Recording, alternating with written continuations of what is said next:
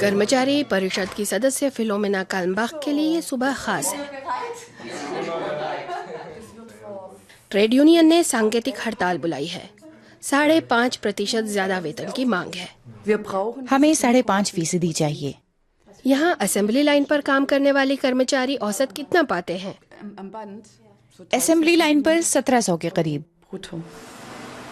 Germany के बादन-व्युर्टम्बर्ग की company RAM car उद्योग के लिए पुर्जे बनाती है, मसलन ड्रिंक होल्डर।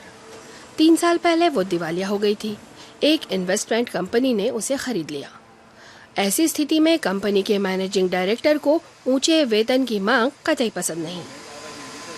5.5% बहुत ही ज्यादा है। अगर आप सोचें कि पिछले साल हमने 4.5% बढ़ाया और उसमें अगर 5.5% और जोड़ दिया जाए तो ये 10% होता है। यह निश्चित तौर पर कल पुर्जे बनाने वाले हमारे उद्योग के सहने लायक नहीं।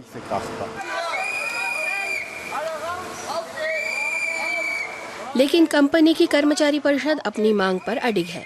उसने काम रोक देने को कहा है। अधिकांश लोगों ने हड़ताल कर दी है। कारखाने में 80% मजदूर ट्रेड यूनियन के सदस्य हैं।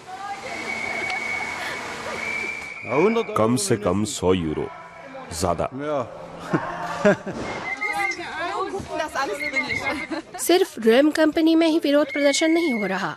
पूरे देश में धातु उद्योग के 40,000 मजदूरों ने हड़ताल में हिस्सा लिया है।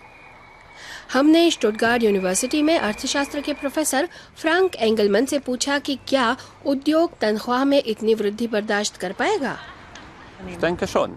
मैं समझता हूँ, हाँ। ये हमने पिछले सालों में भी देखा है कि ये उत्पादकता को और बढ़ाने में एक तरह से प्रोत्साहन का काम करता है। और कुल मिलाकर ये अच्छा है क्योंकि जर्मनी में हम दूरगामी तौर पर तभी प्रतिस्पर्धी रह सकते हैं जब नएपन की क्षमता रहे।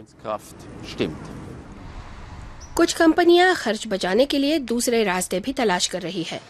पारिवारिक उद्यम निकोलाय चिकित्सा उपकरणों के लिए केबल बनाता है।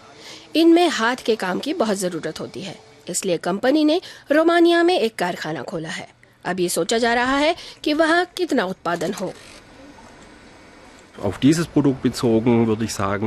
इस प्रोडक्ट की बात करें तो सिलिकॉन प्रोसेसिंग और शायद इंजेक्शन और इनले तकनीक के अलावा इस बीच सारा काम रोमानिया में कराया जा सकता है।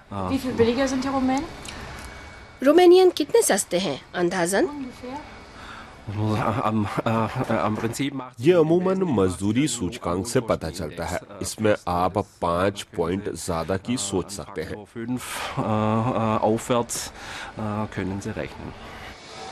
मतलब ये कि रोमानिया का कारखाना बहुत कम खर्च पर चलता है। ये कर्मचारी परिषद के लिए अप्रत्यक्ष धमकी है। ट्रेड यूनियन की हड़ताल में वह भी शामिल है, लेकिन उसका हिसाब अलग है। यदि पिछले सालों के मुनाफे को देखा जाए तो 5 करोड़ से ज्यादा है। 5.5% तो इसका महज 20% है। बंटवारा उचित होना चाहिए। उद्यमों पर दबाव डालने के लिए सांकेतिक हड़ताल। अभी वेतनमान पर बातचीत चल रही है।